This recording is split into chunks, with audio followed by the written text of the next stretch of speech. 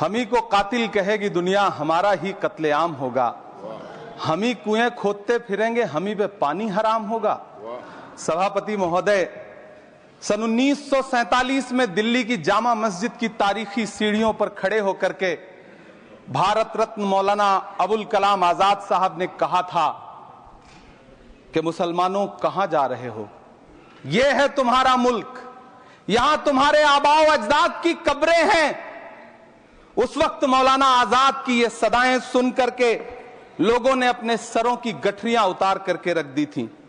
आज उसी दिल्ली में मौजूद देश की संसद में एक बिल आया है जो हमसे उसी जामा मस्जिद की सीढ़ियों के सबूत मांगेगा, जो उन्हीं सीढ़ियों के पास अपनी कब्र में सोए हुए मौलाना आजाद को फिर से कब्र से सदा देनी पड़ेगी कि ये जो कब्र है वो मेरी कब्र है, ये किसी सरकार की जागीर नहीं है। सभापति महोदय, मैं जहां खड़ा हूं इसी संसद भवन के सामने सड़क के उस पार अपनी कब्र में सोए हुए भारत के पूर्व राष्ट्रपति फखरुद्दीन अली अहमद की कब्र है। शायद अब उस कब्र से भी सदाएं आए कि ये कब्र मेरी कब्र है, ये सरकार की जागीर नहीं है।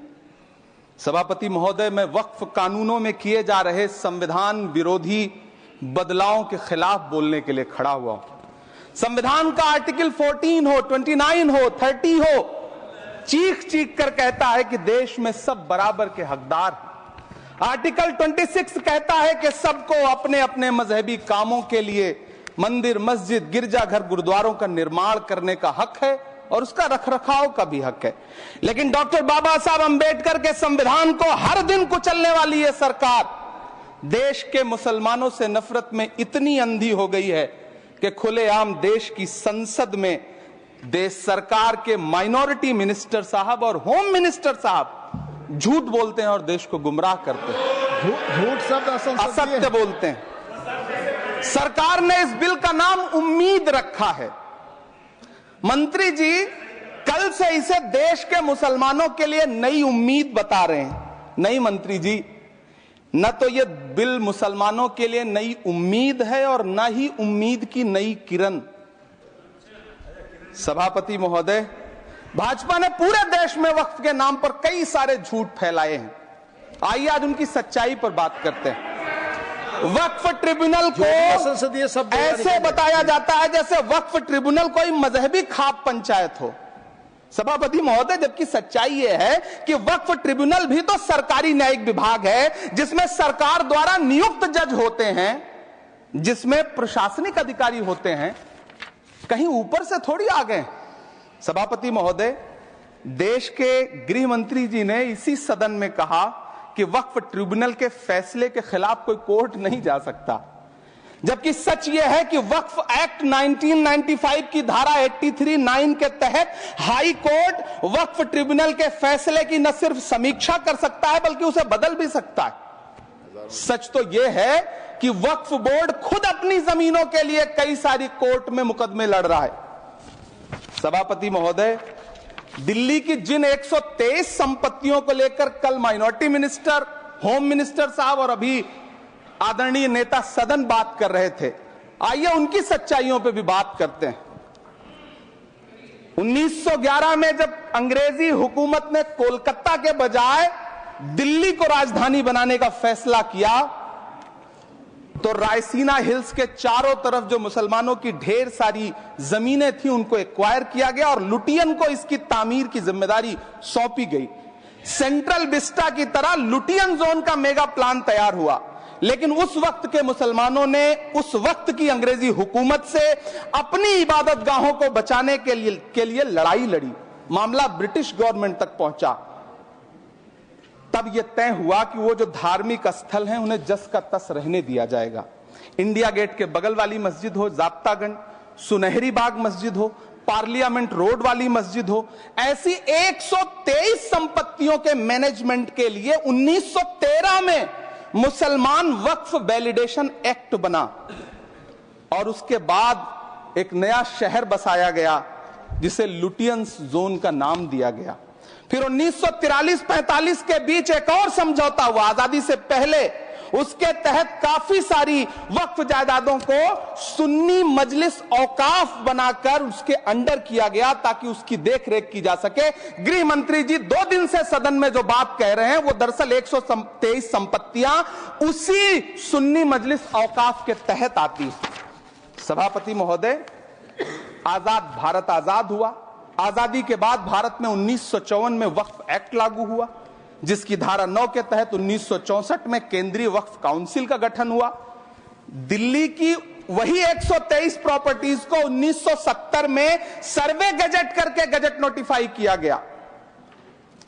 इसके निपटारे के लिए पूर्व प्रधानमंत्री इंदिरा जी के द्वारा 1974 में एक बर्नी कमेटी बनाई गई। बर्नी कमेटी ने 1976 में इन 123 संपत्तियों को दिल्ली वक्फ बोर्ड की संपत्ति होने की रिपोर्ट सौंपी। उस रिपोर्ट के आधार पर 1984 में कांग्रेस सरकार ने उन 123 प्रॉपर्टीज को दिल्ली वक्फ बोर्ड को सौंपने का फैसला किया, जिसके खिलाफ विश्व हिंदू परिषद कोर्ट गई। मामला 2011 तक पेंडिंग रहा। फिर 2011 में कोर्ट ने सरकार को आदेशित किया कि इसका निपटारा करो।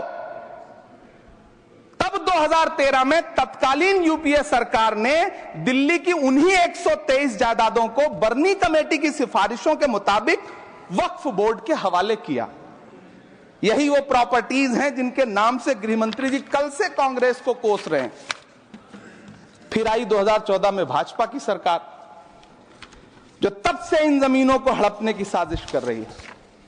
जिस बिल को मुसलमानों के हुकूक की हिफाजत करने वाला बिल बताया जा रहा है, उसी को पेश करने के लिए और उस पर बात करने के लिए लोकसभा में भाजपा सरकार के पास एक भी मुस्लिम सांसद नहीं है। जिस वक्त, मैं लोकसभा कह रहा हूं, सुना करिए, जिस वक्फ बिल को मुस्लिम महिलाओं को हक दिलाने वाला बताया जा रहा है, उसे संसद में पेश करने वाली पार्टी के पास न तो राज्यसभा में, न लोकसभा में, न देश की किसी विधानसभा में एक भी मुस्लिम महिला सदस्य नहीं। कल किरण रिजिजू जी कह रहे थे कि रेलवे की जमीनें देश की जमीनें हैं, डिफेंस की जमीनें देश की जमीनें हैं। हां मंत्री जी, हैं, बिल्कुल हैं। ये जो वक्फ की जमीनें हैं, ये हमारे पुरखों ने धार्मिक कामों के लिए डोनेट किया है। तो हम भी तो इसी देश के नागरिक हैं, हम भी तो इसी देश के बेटे हैं। तो वक्फ की जमीनें भी तो इसी देश की जमीनें हैं, उनको पराया क्यों बोलते हैं आप? सभापति महोदय, अशफाकुल्लाह खान जब फैजाबाद की जेल में फांसी के फंदे पर झूल रहे थे, तो इसी देश की जमीन के लिए झूल रहे थे ना। सभापति महोदय, अंडमान की जेल में काला पानी की सजा काटकर अपनी जान देने वाले मौलाना फजले हक खैराबादी हो या शेर खान अफरीदी हो, वो भी तो इसी जमीन के लिए अपनी जान दे रहे थे ना। सभापति महोदय, पाकिस्तान के खिलाफ लड़ते हुए अपनी जान देने वाले महावीर चक्र विजेता ब्रिगेडियर उस्मान हो या पाकिस्तान के पैटर्न टैंक उड़ाने वाला परमवीर चक्र विजेता वीर अब्दुल हमीद हो, वो भी तो इसी जमीन के लिए अपनी जान दे रहा था ना। और मंत्री जी, मैं इस सदन में अलग ऐलान ये कहता हूं कि जब भी इस देश की जमीन को लहू की जरूरत होगी, आपसे 2 कदम आगे इमरान खड़ा मिलेगा, ये मैं आपसे यकीन दिलाते हुए कह रहा हूं। सभापति महोदय, मैं सरकार से कहना चाहता हूं, हमसे हमारी इबादत गाहें तो मत छीनिए ना, हमारे घरों पे बुलडोजर तो मत चलाइए ना, हमारी कब्रों में तो हमें सुकून से सोने दीजिए ना। सभापति महोदय, माइनॉरिटी मिनिस्ट्री का बजट कट करके, मुस्लिम बच्चों की स्कॉलरशिप बंद करके अब सरकार कह रही है कि हम वक्फ की आमदनी से गरीब मुसलमानों का भला करेंगे। गुजरात की बेटी बिल्किस के बलात्कारियों की रिहाई के बाद उन्हें माला पहनाने वाली लोगों के नेता ये कह रहे हैं कि यह बिल मुस्लिम महिलाओं को उनका हक दिलाएगा। धन्यवाद मोदी जी, क्या बढ़िया सौगातें मोदी दे रहे हैं आप। पहले हमें गुजराते मोदी दिया, आप सौगातें मोदी दे रहे हैं।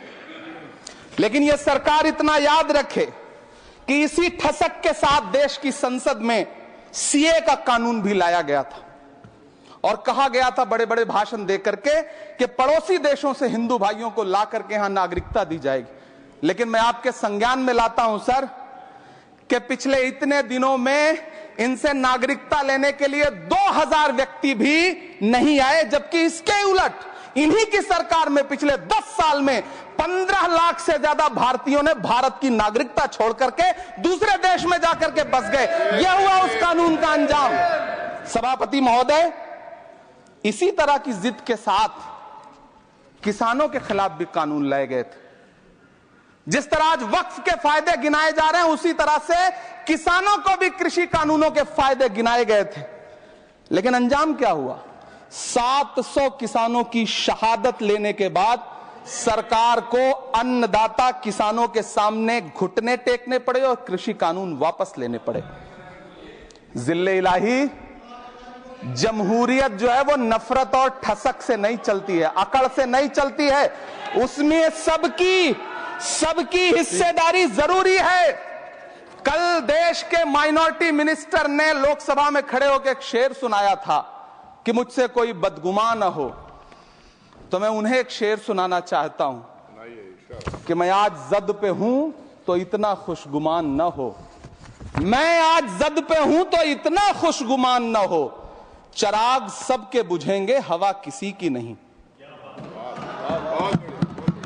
नीतीश कुमार जी हो, चंद्रबाबू नायडू जी हो, चिराग पासवान जी हो, जयंत चौधरी जी हो, देवे गौड़ा जी हो, जीतन राम मांझी जी हो, सबको समझना पड़ेगा कि जब जंगल में आग लगती है तो न वो बरगद बचते हैं जो हवा को आंधी में तब्दील करते हैं, न वो बांस बचते हैं जो आपसी रगड़ से चिंगारी पैदा करते हैं। सभापति महोदय, जब देश को मनमोहन सिंह साहब जैसा काबिल प्रधानमंत्री मिलता है तो देश को आरटीआई जैसा एक्ट मिलता है, सेज जैसा एक्ट मिलता है, मनरेगा जैसा एक्ट मिलता है, लिबरलाइजेशन मिलता है, राइट टू एजुकेशन मिलता है, नेशनल फूड सिक्योरिटी एक्ट मिलता है। लेकिन जब देश को सौगातें मोदी मिलती है तो क्या मिलता है? सीए मिलता है, फॉर्म्स लॉ मिलता है, आर्टिकल 370 मिलता है, इलेक्टोरल बॉन्ड जैसा एक्ट मिलता है और वक्फ अमेंडमेंट एक्ट जैसे बिल देश को मिलते हैं। मुझे तो अपने हमवतन भाइयों से पूछना है कि आपको अपने बच्चों की तरक्की, खुशहाली और नौकरी की दरकार है या फिर मुसलमानों की दान की गई जमीनों को लूटकर धन्ना सेठों को देने की साजिश करने वाले कानून की? सभापति महोदय, यह सरकार रात के 3 बजे तक पूरे देश को जगा करके संसद में अपने ही नागरिकों को नीचा दिखाने के लिए वक्फ बिल ला रही थी, तो उधर रात के 1:30 बजे अमेरिका हम पर 26% टैरिफ लगा रहा था। सरकार की प्राथमिकताएं देश को पता। सभापति महोदय, मैं बहुत भावुक हूं आज, और मुझे अच्छा लगा कि आदरणीय नेता सदन जगत प्रकाश नड्डा जी ने बहुत अच्छी बातें भी की, मन से बातें की। क्योंकि उनके नाम में प्रकाश जुड़ा है तो मैं उनमें हमेशा एक रोशनी की किरण देखता हूं। मैं उनके सामने बहुत अदब से यह बात कहना चाहता हूं कि चिरागों के सफर में दबदबा हो आंधियों का तो फिर अंजाम जुल्मत के सिवा कुछ भी नहीं होगा। यह दुनिया नफरतों के आखिरी स्टेज पर है, इलाज इसका मोहब्बत के सिवा कुछ भी नहीं होगा। मैं भावुक हूं, मेरी पलकें गीली हैं। अगर देश की एक बहुत बड़ी आबादी को लगता है कि आप उसका भला करने के लिए नहीं बल्कि उनकी इबादतगाहों, उनकी कब्रिस्तानों, उनकी खानकाहों को बर्बाद करने का बिल ला रहे हैं, तो फिर आप अगर समझाने में नाकामयाब रहे हैं तो यह आपकी नाकामयाबी है। पहले समझाइए, उसके बाद कोई बिल लेकर के आइए, तब शायद हम आपका इतनी पुरजोर तरीके से विरोध ना करें। लेकिन सभापति महोदय, मैं अंत में सिर्फ इतना कहना चाहता हूं कि इस बिल में जो भी पॉइंट्स दिए गए हैं, बॉम्सी पोर्टल देख लीजिए, सरकार का झूठ आपको पकड़ में आ जाएगा। हम डरे नहीं हैं, हम सिर्फ सरकार से अपील कर रहे हैं कि हमें अपना समझिए। हम आपके अपने हैं, इस देश के नागरिक हैं और आप ताकत में हैं। संख्या बल के आधार पर बिल हो सकता है आप पास करा लें, लेकिन आपको यह बात समझनी पड़ेगी कि हम तो वो तारीख हैं, जहनों में रहना है जिसे, कागजी पुर्जे नहीं जो फाड़ डाले जाएंगे। जिस जमीन पर मैं खड़ा हूं यह मेरी पहचान है। आप आंधी हैं तो क्या मुझको उड़ा ले जाएंगे? आपको यह बात समझनी पड़ेगी। आपको अगर इतना विपक्ष की तरफ से पहले जेपीसी में इतने सारे पॉइंट्स आए और उसके बाद कल से लोकसभा में और राज्यसभा में सुझाव आप सुनने को तैयार नहीं है, लोगों की शंका को दूर करने के बारे में आप बिल्कुल सोच नहीं रहे, बस आप कह रहे हैं यह बिल उम्मीद की नई किरण है। नहीं साहब, इसे भले किरण जी लेके आए हैं, लेकिन ये उम्मीद की नहीं बल्कि नाउम्मीदी की किरण है। और इस देश की एक बहुत बड़ी आबादी इस बात से खदशे में है, शक में है कि आप सीधे उनकी जमीनों को लूट करके धन्ना सेठों को बेचना चाहते हैं। मेरी अब भी आपसे अपील है कि इस बिल को वापस लीजिए। यह बिल कहीं से आपके अपने नागरिकों के लिए अच्छा नहीं है। यह बिल सिर्फ इस देश के मुसलमानों को नीचा दिखाने का और अपने एक ऐसे मतदाता वर्ग को खुश करने का बिल है जिनको इस बिल के पास हो जाने से कुछ मिलेगा भी नहीं। लेकिन आप एक नैरेटिव देना चाहते हैं, एक मैसेज देना चाहते हैं। मेरी आपसे अपील है कि कृपया ये जो सबका साथ सबका विकास का नारा है, इस नारे को रत्ती भर तो चरित्रार्थ कर दीजिए। बहुत बहुत धन्यवाद।